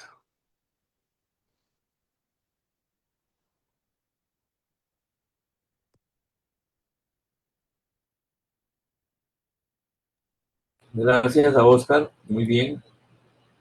Terminaste el tiempo, muy bien. Muchas gracias. Bueno, aquí nos da otro aporte para que recojan los que nos escuchan y nosotros mismos. El cierre, cómo enfrentar este aparato ideológico. En realidad es un problema ideológico que se está dando en este país y debemos enfrentarlo. Y me gusta una palabra que usaste otra al principio, es que el capitalismo siempre juega de primera mano, no juega atacando ni golpeando, sino convenciendo. Primero convence, te endulza y todo, solo cuando no, cuando se le puso fea la cosa es que empieza a usar los aparatos de represión. Pero eso es clave. Ante eso es que uno tiene que ver cómo también desconvence a la gente o convence a la gente de que lo que nosotros planteamos es lo correcto. Muy bien. Muchas gracias. Ahora tenemos a Luis Paulino, 10 minutos. A su cierre. Luis Paulino, doctor, adelante. Gracias, Guaire. Bueno, creo que la discusión que se ha planteado, planteado doña Cecilia y Oscar, es interesantísima, es importantísima. Efectivamente, estamos en medio de algo que yo diría que es una batalla cultural, ¿verdad? Es una batalla por la mente y el corazón de la gente, ambas cosas al mismo tiempo. No es simplemente lograr que la gente lo entienda, es además lograr que la gente lo sienta, se identifique, lo haga suyo, lo interiorice, lo haga parte de su subjetividad. Y yo estoy absolutamente de acuerdo. El contacto personal, el diálogo cara a cara es insustituible. O sea, digamos, yo como profesor me ha tocado dar clases virtuales por tener que dar todo por Zoom y tengo clarísimo la enorme pérdida que hay al tener que dar clases virtuales respecto de dar clases cara a cara con los estudiantes ahí en el aula. Son dos cosas completamente distintas. Por lo menos para mí, la clase virtual, por mucho que yo me empeñe en tratar de hacerla buena, entretenida, agradable, interactiva, lo que sea, por mucho que yo me esfuerce por eso, nunca tiene la misma calidad y la misma calidez humana que tiene la clase física en presencia. Pero, aunque eso es completamente cierto, también tenemos que aprender a utilizar mejor, más inteligentemente, más hábilmente las herramientas tecnológicas, incluyendo las redes sociales. Efectivamente, Oscar lo ha planteado bien, las redes sociales plantean un problema complicado. Las redes sociales crean algo que a mí se me ocurre llamar tribus digitales, que son como el modo de universos epistémicos cerrados. Son gente que tiene la misma visión de mundo, tiene como visión de túnel también. No son capaces de ver nada a los lados, nada arriba, nada abajo. Sí, simplemente están encerrados en una visión de mundo. Es clarísimo, eso ocurre muchísimo con los movimientos antivacuna, los movimientos negacionistas, están encerrados en su burbuja epistémica. Ha ocurrido con el chavismo, yo creo haberlo captado porque he notado un patrón que se repite, se reitera siempre. Cuando hay algún acontecimiento, por ejemplo, lo que acaba de ocurrir con esta barbaridad en la Asamblea Legislativa, que archivaron los informes sobre Fabricio Alvarado, que archivaron la sanción que debió habérsele aplicado a Fabricio Alvarado desde la Asamblea Legislativa. Diga, cuando se presentan acontecimientos de ese tipo que cuestionan al chavismo, que ponen, digamos, que uno percibe como que lo ponen contra la pared, uno inmediatamente, yo por lo menos, casi inmediatamente, comienzo a captar cómo cómo la misma maquinaria de propaganda del chavismo puso a circular cosas que contrarrestaban aquello. Y de pronto ya está esto de Fabricio Alvarado y comienzan a sacar que Óscar es también y que no sé qué, y tergiversan acontecimientos que se ocurrieron allá como por 2014, como 2015, no me acuerdo, con un diputado del Frente Amplio. Tienen una tremenda habilidad para soltar esas cosas, soltar esas falacias, esas mentiras, digámoslo así, esas manipulaciones y ponerlas a circular en su universo, en sus tribus digitales, en el universo epistémico en que están atrapados sus seguidores. Y por ahí se vuelve casi imposible decirles, vean, ocurrió esto, porque de pronto ya les dijeron, les convencieron de que eso quedaba compensado por otras cosas, o que eso quedaba anulado por otras cosas. En la mayoría de los casos, puede ser que sean acontecimientos que sí se registraron en algún momento de la historia de Costa Rica, en algún momento de la historia reciente, pero que se encargan de alterarlo completamente y presentarlo de una manera distinta. Bueno, eso es parte de esta realidad y con eso hay que trabajar. Con esos güeyes hay que arar, como dijo, no sé si fue un Pepe Figueres que lo dijo, o alguien lo había dicho. Esa es la realidad y nosotros no podemos renunciar al uso de esas herramientas tecnológicas. Más bien hay que ver cómo logramos, porque no basta tener la convicción de que uno tiene la verdad y que uno está en la posición moralmente correcta. Es que además hay que convencer que esa es la verdad y que esa es la posición moralmente correcta. Y ahí hemos fallado. Hay que reconocerlo, que hemos fallado. Nos falta, habrá que innovar, habrá que mejorar los mensajes, habrá que darles un poder de persuasión más grande, habrá que llegarle a la inteligencia de la gente y llegarle también a su corazón. Y yo quisiera, bueno, no quisiera extenderme más en eso, quisiera un poquito retomar lo que yo había estado exponiendo en la primera parte, que era sobre la cuestión más económica.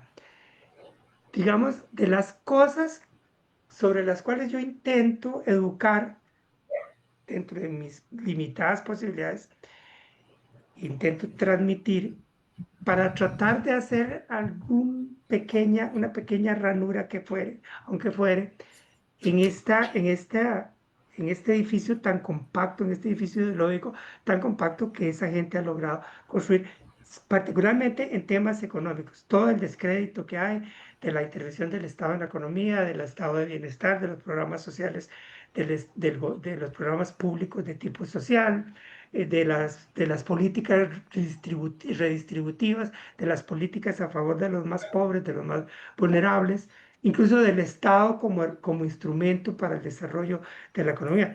Pero yo quisiera, por ejemplo, mencionar cosas como estas que cuesta explicarlas, cuesta que la gente la entienda y que hay gente simplemente invulnerable que nunca lo quiere entender, como lo siguiente: hacer ver, por ejemplo, que la etapa más bollante que ha conocido la misma economía capitalismo en su historia ha sido la etapa de intervención estatal en la economía.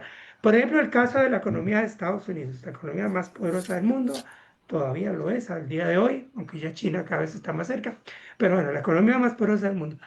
¿Cuál fue el periodo de mayor crecimiento económico en la economía estadounidense, de mayor estabilidad en ese crecimiento económico, de mayor estabilidad financiera, sin crisis financieras, sin bandazos especulativos desde las finanzas, con las tasas de desempleo más bajas, logrando al mismo tiempo una reducción sustancial de la desigualdad? ¿Cuándo fue que Estados Unidos logró eso? Bueno, en el periodo, digámoslo así, en el periodo posterior a la Segunda Guerra Mundial, aunque más exactamente podríamos decir que en el periodo posterior al New Deal de Franklin Roosevelt, ¿verdad? Ese periodo del New Deal que fortaleció los sindicatos, que estableció legislaciones laborales fuertes, que estableció controles sobre la banca, que estableció programas sociales, que estableció subsidios de desempleo. En ese periodo posterior a ese momento, o posterior a la Segunda Guerra Mundial, hasta finales de los 70, que comienza a implantarse la hegemonía neoliberal, es el periodo más bollante desde el punto de vista económico, más estable en la evolución de la economía, donde hubo un mayor avance de la productividad económica, y donde al mismo tiempo hubo un descenso muy significativo de la desigualdad social. Y eso está bien demostrado. Los trabajos de Thomas Piketty y otros economistas lo han demostrado con claridad, cómo la desigualdad social en Estados Unidos a lo largo de ese periodo descendió muy significativamente, cómo ha vuelto a incrementarse a partir de finales de los 70, inicios de los 80, en el momento en que empieza la hegemonía neoliberal, que empieza la liberalización financiera, la regulación de mercados, de ahí en adelante comienza a incrementarse nuevamente la desigualdad. Y Piketty ha demostrado que más o menos, digamos, al llegar a las alturas más o menos de finales del segundo decenio de este siglo, o sea, de los años 10 de este siglo XXI, Estados Unidos estaba retornando a los niveles de desigualdad que tenía un siglo atrás, a los niveles de desigualdad que tenía en el decenio de los 20 del siglo pasado, antes de la Gran Depresión de los 30. Hacer entender a la gente ese tipo de cosas no es fácil. Yo trato de explicarlas cada vez que me es posible. Y además, un detalle importante que estaba olvidando y que no se me debe olvidar, ese periodo de que les hablo, de ese periodo del New Deal estadounidense entre el decenio de los 30 y el decenio de los 70 del siglo pasado, fue también un periodo de altísimos niveles de impuestos. Y eso es importante rescatarlo cuando una y otra vez nos dicen que no se pueden poner impuestos, que los impuestos ahogan la economía, que los impuestos ahogan la innovación económica, bla, bla, bla, bla. No, durante ese periodo y en Estados Unidos, los impuestos sobre el ingreso y sobre la riqueza, los impuestos que tenían que pagar las grandes corporaciones y los más ricos en Estados Unidos eran tremendamente altos. En el límite superior, ¿cómo se dice? La cuota tributaria más alta, en Estados Unidos hubo periodos en que llegaba al 80% y hasta más del 80%. O sea, los segmentos de ingresos más altos o los segmentos de riqueza más elevada tenían que pagar hasta 80% sobre su ingreso o sobre su riqueza de impuesto. Durante niveles de impuestos que ni siquiera Europa nunca tuvo. Europa nunca llegó a tener impuestos tan altos como los tuvo Estados Unidos durante ese periodo. Y sin embargo, o sea, impuestos del 80% en la alícuota superior, en la parte de los ingresos más altos que tenían que ser pagados por las grandes corporaciones y por los más ricos entre los ricos de Estados Unidos. Seguramente eso influyó muchísimo en la bajada de la desigualdad que Estados Unidos tuvo durante ese periodo. Eso más los sindicatos fuertes que hacían negociaciones colectivas con las empresas, incluso negociaciones colectivas a nivel de industria. Bueno, eso hay que entenderlo para que quede claro que no es... Y en el periodo posterior en el periodo de dominancia neoliberal, no solamente la desigualdad es mucho más grande, ahí ha tendido a profundizarse, la inestabilidad financiera es mucho más aguda, se han vivido múltiples episodios de gran inestabilidad financiera durante ese lapso, el crecimiento económico es más modesto, el avance de la productividad de las economías es más modesto. En el contexto neoliberal, todas las fortalezas que tuvo la economía estadounidense o las mismas economías europeas en el periodo previo se debilitaron fuertemente. Y eso hay que hacerlo entender para que se entienda que las políticas de gobierno que implican intervención en la economía, redistribución del ingreso, sindicatos fuertes, impuestos altos, en la historia de la economía lo que demuestran es que han sido instrumentos más bien de bonanza para el mismo capitalismo y no como pretenden hacer lo que herramientas que supuestamente asfixiarían el capitalismo. Porque uno plantea esas cosas y inmediatamente van a descalificarlo diciendo que esos son planteamientos comunistas y bla, bla, bla. Todo ese cuento del cual hemos estado hablando, cuando en realidad la historia económica ratifica que eso es lo que ha sido para el mismo capitalismo las herramientas, las recetas, las políticas más eficaces. Y ya me pasé del tiempo. Muchas gracias. Aquí termino.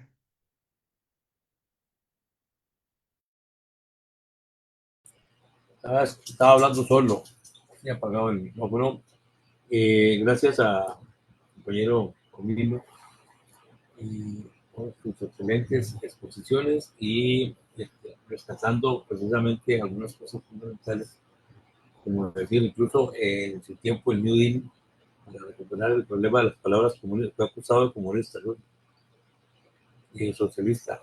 Él respondió con una habilidad propia de los políticos, como este muchacho, este señor, dijo que si no se aplicaban esas medidas de corte social, de soportamiento del Estado, se quebraba el sistema capitalista, que, no, que nada que ver con querer hacer socialismo. Sin embargo, todavía persiste ahí en Estados Unidos, cosa que aquí no se da.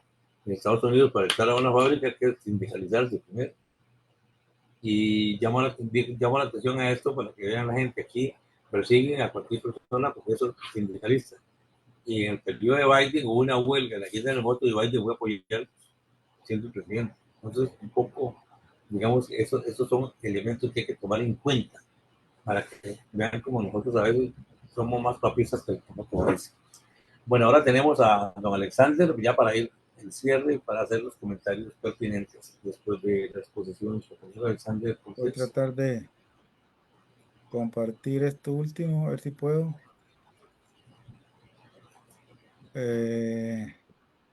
Voy a ver por dónde que había quedado, no me recuerdo ya. y después de eso sí, había Saber, algo como un cuadrito, creo que era Después de aquí. gran, siga, yo le digo, después de conceptos clave, más allá. No era más adelante. Sí, Creo más que era adelante. aquí. Sí, era aquí. El concepto americano era Sí. un paso antes, pero antes había un No, paso. esa es, ahí es. Ajá. Bueno, Sí, después de los como les conceptos seguía, les venía diciendo, entonces, en nuestra región latinoamericana y en nuestro país de Costa Rica, el uso de etiquetas tiene una carga histórica de violencia. Siempre se nos hablan de dictaduras, contrainsurgencias, eh, de guerrillas, cosas de este tipo, ¿verdad? Entonces, todo lo que son de izquierda pertenecen a este grupo de personas. Y es una carga siempre, lo que son de izquierda o los que pretenden hacer progreso, tienen un pasado de violencia, por lo tanto, no hay que repetir esta forma de ser. También las élites locales han aprendido, esto es muy básico, que han aprendido que no necesitan debatir datos sobre el coeficiente de Gini, por ejemplo, o la evasión fiscal. Solo necesitan agitar el fantasma del comunismo para movilizar el miedo. Ya don Oscar hablaba anteriormente de los aparatos ideológicos. El capitalismo usa el miedo o la religión, digamos así, como miedo. Todos sabemos, recordamos de que el cristianismo ha sido muy exitoso porque una de las cosas que lo lleva a ser exitoso es que mete miedo a a la feligresía, ¿verdad? Entonces la gente se acerca más que todas las iglesias para no quemarse, como dicen, o ir al infierno o salvarse. Entonces ese miedo vive siempre presente en las personas cristianas, en el cristianismo es muy común. En este caso, el comunismo también se nutre de la moral y de la ética cristiana. Ya Max Weber hace más de 100 años lo había dicho. Entonces, el miedo es una forma que utiliza para que las personas sigan con el capitalismo y no se desvíen de esa ruta, ¿verdad? Porque si se movilizan de ahí, se quitan del capitalismo, le va a tocar muchas penalidades.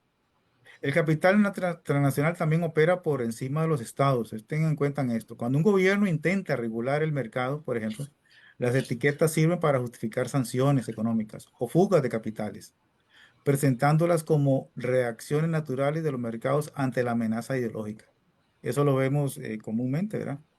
Estados Unidos sanciona regularmente a países que según ellos no están en relación con su política económica, o sea, su política de mercado. También este lenguaje polarizado, mientras el lenguaje se vuelve más polarizado cada día en las redes, por ejemplo, ya hemos hablado en las redes sociales, la brecha de riqueza se dispara. Eso ténganlo en cuenta. Y un diccionario de la cortina de humo puede ser, cuando se habla de derecho social, es gasto público excesivo. No, eso no, porque se dispara el gasto público. Cuando se habla de soberanía económica, es proteccionismo ideológico. Y cuando se habla de justicia redistributiva, es un resentimiento social lo que hay de por medio. Un aspecto para reflexionar muy interesante es que hay que descolonizar el lenguaje, es un acto de resistencia económica. Si recuperamos la capacidad de llamar al despojo por su nombre y no por una etiqueta ideológica, la cortina de humo se disipa y queda descubierto la urgencia de un sistema que ponga la vida por encima de la acumulación. La vida humana es lo más importante que hay actualmente. Para el capitalismo, la vida humana no es importante, es la acumulación de la riqueza. Más bien extrae de la vida humana todo y mata a la persona, mata a la naturaleza. O sea, de lo que se enriquece, termina matándolo. Y creo que hay que recuperar eso. Hay que poner siempre la vida humana por encima de cualquier sistema que exista en la actualidad. La vida humana es lo más importante que puede existir y debe existir en cualquier ser humano. Es más fácil, decía Max Fisher en su libro, en uno de sus libros, que es más fácil imaginar el fin del mundo que el fin del capitalismo, porque nos han quitado las palabras para nombrar nuestra propia liberación. En otras palabras, como le decía anteriormente, se nos ha venido diciendo durante décadas y por supuesto en los últimos años con más fuerza, que el sistema actual es el más apropiado, ¿verdad? Que fuera del capitalismo no hay vida. El sistema capitalista es todo, ¿verdad? Hay riqueza, hay abundancia supuestamente. Y como también decía don Oscar, el individualismo se va imponiendo cada día con más fuerza. La solidaridad tiene que ir desapareciendo poco a poco. Ya no es necesario pertenecer a sindicatos, por ejemplo. Ya no es necesario estar en cooperativas, ni en movimientos sociales, ni en movimientos rurales, ni en movimientos por buscar caminos vecinales, ni pelear por el agua de forma comunal. Eso no es necesario. Ahora hay que buscar la individualidad. La persona llega a su podio de forma individual, no de forma colectiva. Pero en el pasado, yo recuerdo cuando estaba niño, hace muchos años, cuando los televisores en blanco y negro y eran de cajón, solo había un televisor en la casa, en la sala. Todos veíamos televisión en la sala, un rato en la noche, casi siempre como de 6 a 8. Mi papá, mi mamá, mis hermanos veíamos televisión. 2 horas, las películas que habían o las noticias que en ese momento estaban. Hoy en día, y eso ya se desapareció, cada uno tiene su televisor en el cuarto. Ahora es mi televisor. Antes todo era comunal, era familiar. Ahora es mi televisor, mi cama, mi cuarto, mi teléfono, todo es mí, ¿verdad? Ya no es el televisor de la casa, el cuarto de mi hermano y el mío, o el cuarto con mis hermanos. Ya no es, ya todos comen en diferentes lugares. Entonces, la individualidad se ha vuelto una receta diaria. Por otro lado, hay que empezar a preguntarnos de qué hablamos cuando usamos etiquetas y terminamos entendiendo. Empezamos preguntándonos de qué hablamos cuando usamos etiquetas y terminamos entendiendo que lo que estábamos hablando es de nuestra propia realidad. Vivimos en una realidad llena de etiquetas.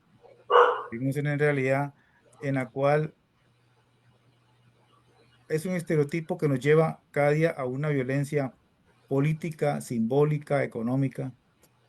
eh, Estas etiquetas están produciendo pues, violencia y es una violencia, digámoslo así, entre comillas, justificada porque viene de arriba. Vimos en el presidente pasado su discurso de los miércoles, por ejemplo, o sus encuentros con la prensa que salían los miércoles, confrontaba fuertemente a muchas personas de una forma violenta.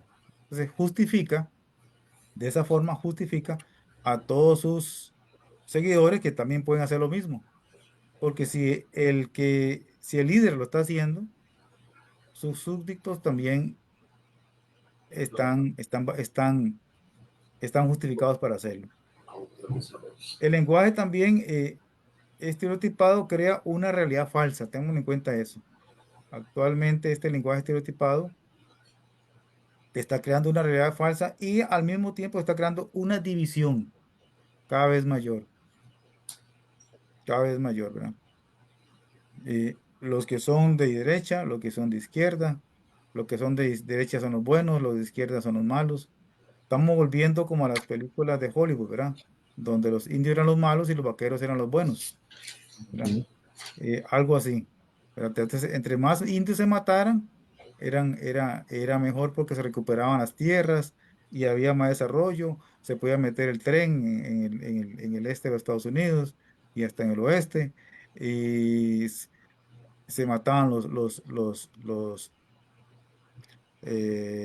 diferentes animales, se comercializaba con pieles, etcétera. Entonces, eso trajo desarrollo, se supone, ¿verdad?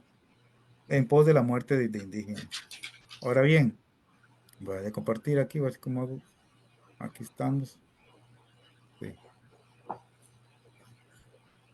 ahora sí. Eh, ya No, no, para ir finalizando nada más, solo quería compartirles que esta manipulación ideológica, esa manipulación ideológica desgraciadamente nos está trayendo dificultades porque progre, como dicen muchos, o ser de izquierda es de vergüenza, es una vergüenza. Es una vergüenza pública, una vergüenza para el país, una vergüenza para la familia, una vergüenza a nivel internacional, ¿verdad? Ser progre o ser de izquierda actualmente en este país. Y por lo tanto, el odio confrontativo y división sigue reinando. Eso sería hasta el momento. Gracias, Maynir. gracias a usted, Alexander, muy bien. Bueno, nos quedan buen tiempo, todavía nos quedan unos 13, 18 minutos. Voy a tratar de dar unos datos y para que después puedan intervenir libremente. Hay algunos datos a nivel mundial cuando se habla de que el comunismo y el socialismo. Hay una primera pregunta que hacen los grandes pensadores y decir, bueno, ¿cuál es el hegemónico? ¿Cuál es el modo hegemónico del mundo? Es el capitalismo. Y a los datos se remiten. Por ejemplo, 12 de los más grandes magnates, varios de los cuales andaban ahí en China, viendo a ver qué pellizcaban, tienen tanto capital, tanta riqueza, que alcanza para distribuir entre 4.000 millones de personas. O sea, la mitad de la población mundial la abarca 12 personas. Bueno, eso es un número catastrófico, es terrible. Y de esos 12 hay como 7, 8 que están entre las principales 10 compañías más grandes del mundo, transnacionales, que controlan el 80% de la alimentación, de la comercialización de los alimentos. Y no solo eso, controlan las semillas, ahora con esos genéricos, esos se llaman genéricos, que hay que comprarles todos los años. Y solo a ellos, ya hay campesinos en otros países que han sido acusados, que quisieron hacer su propia semilla y fueron acusados porque están violentando el comercio, el libre comercio. Y no solo eso, si usted tiene para producir con cuenta propia, entonces tienen el control también de los herbicidas, los pesticidas, los agroquímicos, los abonos, tienen todo. Ellos lo que quieren es controlar, y lo están haciendo, algo de lo fundamental que es el alimento, o sea, romper con la seguridad alimentaria para mantenernos a nosotros. Dicen que un pueblo con hambre. Recuerdo una frase que usó Camilo Torres Restrepo, el cura revolucionario, que decía, ¿cómo vamos a vencer al capitalismo? Le decían a él, usted que se dice que es, bueno, era aparte de cura, era sociólogo, era un hombre muy genial. Dice, el general que va a derrotar al capitalismo se llama General Hambre. Está hablando del estómago, es decir, cuando la gente tiene hambre. Y él decía, ejemplo, si usted ve a un niño con 3 años y usted no tiene, aunque tenga la plata, no tiene el alimento, usted mata. Así lo decía, usted mata porque ese niño coma. Y eso es una de las cuestiones que esta gente está logrando, nos va a controlar el alimento. Entonces, lo dejo ahí como una apreciación. Otro dato que es importante, que no se sostiene, la riqueza creció tanto que en los países más desarrollados que el 2.5 billones de dólares creció la riqueza de esos grupos en un año. En tanto, la pobreza aumentó generalmente casi en 12 puntos, aumentó la pobreza, especialmente. Lo que pasa es que no se ve, y Paulino podría desarrollar eso, es importante, yo he tratado de que se haga, es que cuando te presentan los grandes números macroeconómicos se esconden. Por ejemplo, la demanda agregada, si la haces por sectores, cuánto gasta el gobierno, cuánto gastan los empresarios y cuánto gasta el pueblo, hay una gran diferencia en el gasto, digamos, con el consumo. Por ejemplo, nada más lo digo. Pero ya aparecen con grandes datos. Pongo un ejemplo. Están hablando de que bajaron aquí en Costa Rica al 15, no sé cuánto, 15.3 creo, la pobreza. Pero vos revisas datos y aparece el cartón que paradójicamente fue el que más votos tuvo doña Laura, porcentualmente casi el 70% fue Buenos Aires. Y el límite de pobreza está para arriba del 60-67% de pobreza. Es uno de los cantones más pobres, al lado de Guanacaste, Santa Cruz y otros por ahí, norte-norte, Chile, que son de donde tuvieron grandes. Entonces, a esas contradicciones hay que revisar y hay que ponerlas ahí. Y precisamente no es porque estaban los comunistas gobernando, los socialistas. Yo creo que eso es uno de los datos que, ¿cómo es que dicen los socialistas? Dato mata relato. Antes decía que mentira, bueno, es verdad mata mentira, bueno, dato mata relato. Entonces, ese dato. El otro dato que yo quería aportarles aquí, que me parece importante, es, por ejemplo, para hablar un poco de lo que decía el compañero Alexander, es como el capitalismo ha cogido, más que el pensamiento cristiano o religioso o teológico, se ha convertido como en un aparato religioso o teocrático. Lo decía uno de los grandes pensadores teólogos español, un gran pensador que está grande, Tamayo. Alexander lo ha leído, ¿no? Juan José Tamayo, español. Él decía que el capitalismo tiene sus apóstoles, y habla, tiene su Dios, figurado en el mercado, en el dinero, y ha creado la sensación de que ellos son un poder celestial. Y para concluir con esto, lo recita, digamos, en caso de los sionistas de Israel, que tienen el expediente de que ellos son un pueblo elegido. Entonces, como pueblo elegido puede hacer lo que les da la gana. Y contradicen incluso el principio cristiano de que hablan de que Jesús es el arca de la nueva alianza, es la nueva expresión. Y lo han, así descalifican un principio, digamos, que es muy humanista. En Estados Unidos, por ejemplo, que eso lo conocen, se está reeditando nuevamente, es la doctrina Monroe en 1823, ahora con sus corolarios, que son los que le han dado fuerza en 1980 y en el 2012, algo así, con Woodrow Wilson, donde se plantea la teoría de que los Estados Unidos deben vigilar América y vigilar por la seguridad de los intereses de América, pero los intereses de América le quitaron el apellido a nuestra América. Ellos son Estados Unidos de América, pero la América ellos. Y le agrego otras cuestiones. Desde 1825, el sexto presidente de los Estados Unidos, este señor Quincy Adams, acuñó una frase que parece que la copió Inglaterra, pero la acuñó. cuando le preguntaron que si los Estados Unidos tenía amigos, digo, no, los Estados Unidos tiene amistades, no tiene amistades permanentes, tiene intereses permanentes.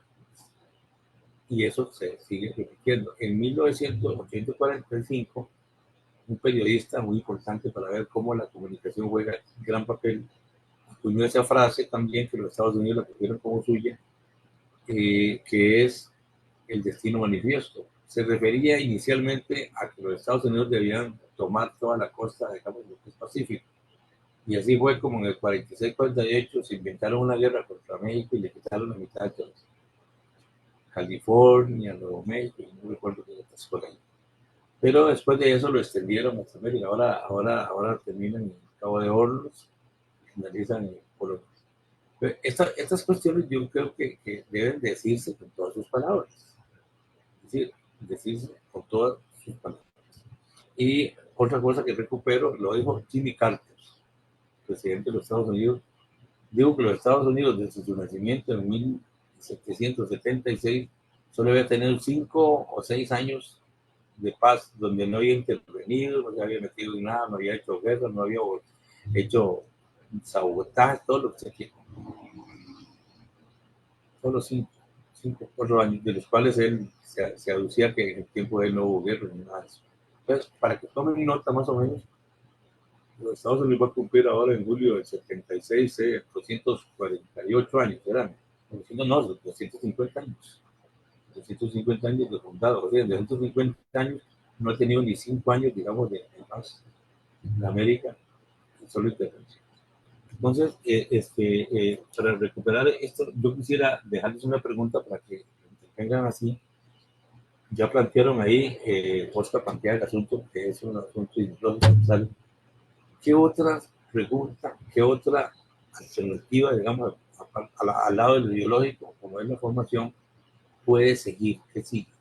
Que no vamos a pensar que el gobierno de Chávez va a cambiar, sino que debemos hacer nosotros parte de alianzas y cosas. ¿Qué otras cosas podemos hacer? No solamente como individuos, sino como personas. Es decir, por ejemplo, recuperar el espíritu gregario que este pueblo ha tenido siempre, que es una enseñanza, digamos, de todos.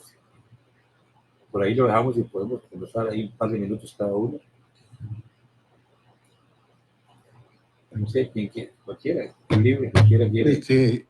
No, sobre eso, bueno, hay varias cosas que has planteado que nos llevaría mucho tiempo para comentar, pero lo que queda para mí es claro, ¿verdad? Es que este pueblo se organice y se cree una alianza democrática muy amplia. Solo aliados y podemos enfrentar esta política que se viene adelante. Pero tiene que ser una alianza muy amplia, ¿verdad? Cuento una anécdota a propósito de etiquetas para que ustedes vean cómo las cosas existen en muchos campos. El 1 de mayo pasado me encontré un ex compañero mío de partido y le dije, bueno, mira, yo creo que hay que plantearse una unidad muy amplia ante el peligro en que estamos metidos y una alianza con el Frente Amplio. Y me dice, no, me dice, le digo, pero ¿por qué no? Me dice, porque Villalta dijo que él no era comunista. Le digo, sí, él no es comunista, le digo. ¿Qué va a decir que es comunista? ¿Verdad? Pero entonces, si partimos de estas etiquetas que al fin y al cabo de estas concepciones, no vamos a avanzar mucho y hay que unirnos, tenemos que unirnos con la socialdemocracia, incluso con los sectores socialdemócratas de liberación que estén dispuestos a enfrentar esta arremetida. Y por último, yo digo que, a propósito de lo que vos decías, y que el único futuro para el planeta Tierra es el socialismo. El capitalismo lleva a la destrucción del planeta. Eso ya está probado hasta científicamente, ¿verdad? ese crecimiento desmesurado, esa explotación de los recursos, esa explotación de la naturaleza va a acabar con este planeta y la única solución es que el capitalismo dé paso a un socialismo que tiene que ser lógicamente diferente a los socialismos que hasta ahora han existido. Gracias por la oportunidad, Mayner. Con mucho gusto, Oscar. Nuestra compañera Cecilia. ¿Ves? Bueno, coincido plenamente con el compañero Oscar. Aquí o se generan alianzas fuertes de oposición a la administración chavista, Natalia Fernández, perdón, Laura Fernández, o efectivamente sepultan nuestras conquistas, retrocedemos en materia laboral con todo lo que ya se ha perdido, nos entierran la caja costarricense del Seguro Social, nos ponen a pagar la electricidad, etcétera, etcétera. A mí me parece que sí hay condiciones. Algunos de nosotros vamos a veces a distancias amplias, pero sí hay que hacer un enorme esfuerzo por convencernos y convencer que el sectarismo no nos lleva a ningún lugar. No importa, yo estoy de acuerdo igual que Oscar, que hay que aliarse con los socialdemócratas, pensamientos avanzados que estuvieron trabajando y fuertes contra el famoso partido soberano, ¿qué? Bueno, soberano. Pueblo Pueblo soberano. Soberano. Gracias. Hay que hacerlo porque no hay de otra. Ellos tienen realmente el control sobre sectores humildes de nuestra sociedad, manipulados totalmente. Y nadie de nosotros ha mencionado de acá, porque no era el tema, pero el papel, la labor que han hecho las iglesias neopentecostales en este país y en otros países de América es tan nefasto que se evidencia.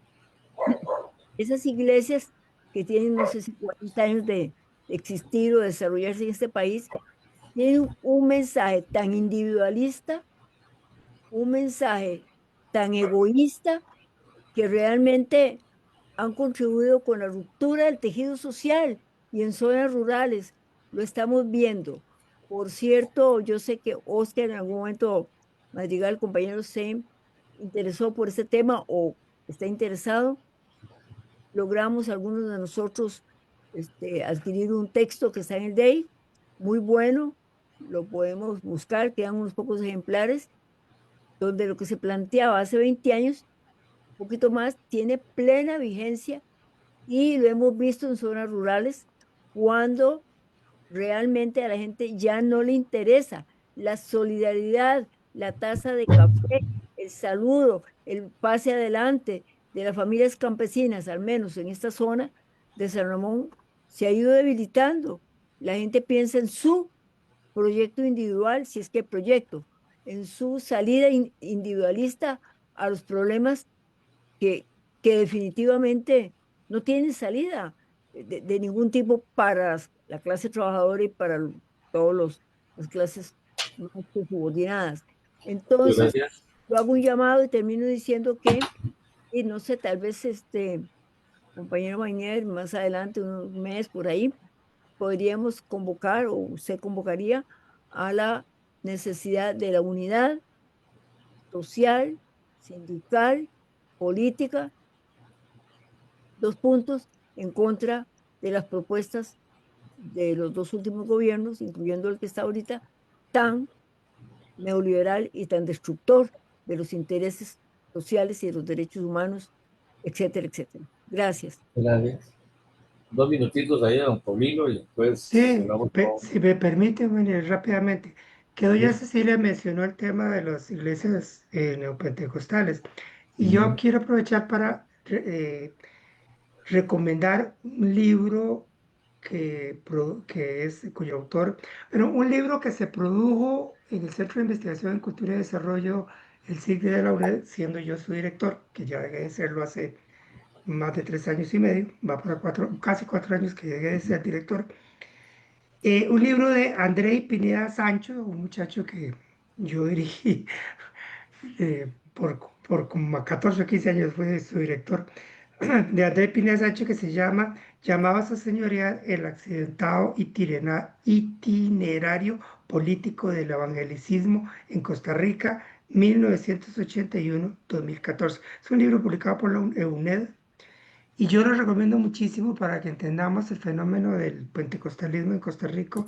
Repito, André Pineda Sancho, llamados a señorear el accidentado itinerario político del evangelicalismo en Costa Rica, 1981-2014. Y concluyó diciendo, sí, por supuesto que hay que tratar de hacer una confluencia amplia, desprejuiciada, sin dogmas, sin sectarismo de ninguna clase, entre sectores muy amplios. Vean, yo creo que en este momento lo que toca prioritariamente defender es nada más ni nada menos que la democracia liberal. Que de pronto nos hemos dado cuenta, hemos tenido que admitir el enorme avance civilizatorio que con todas sus limitaciones representa la democracia liberal, porque resulta que la democracia liberal se nos puede ir al carajo con todo lo que esto significa, y no es poca cosa. Y porque esa es la realidad, esa es la amenaza número uno que en este momento tenemos entre manos, la amenaza número uno que nos toca enfrentar. Es prácticamente al frente tenemos un proyecto político de tinte fascista, porque es fascista, cuyo propósito primero es llevarse entre las patas, como se dice popularmente, esa democracia liberal, con respecto a la cual se pueden formular todas las críticas que se deseen, y son críticas justificadas y necesarias. Pero de pronto hay que reconocer que es un avance ha sido un avance civilizatorio importantísimo y que en este momento se nos podría ir de las manos. Y después de eso vendría a saber qué cosa, qué más, ¿verdad? Y por supuesto que necesitamos tener la capacidad para conversar, para dialogar con humildad, con generosidad, con apertura. Miren, yo mismo, yo no me considero, definitivamente no soy comunista. Si me ponen a definirme, yo diría que soy un socialdemócrata de izquierda. Mis posiciones no son así ni recalcitrantes ni revolucionarias, son básicamente reformistas. Esa es la realidad. Incluso desde el punto de vista económico, si me preguntan qué soy yo, citaría a Joan Robinson diciendo soy un keynesiano de izquierda y básicamente me ubico en la corriente post-keynesiana como un post-keynesiano de izquierda. No soy marxista, eso lo tengo clarísimo.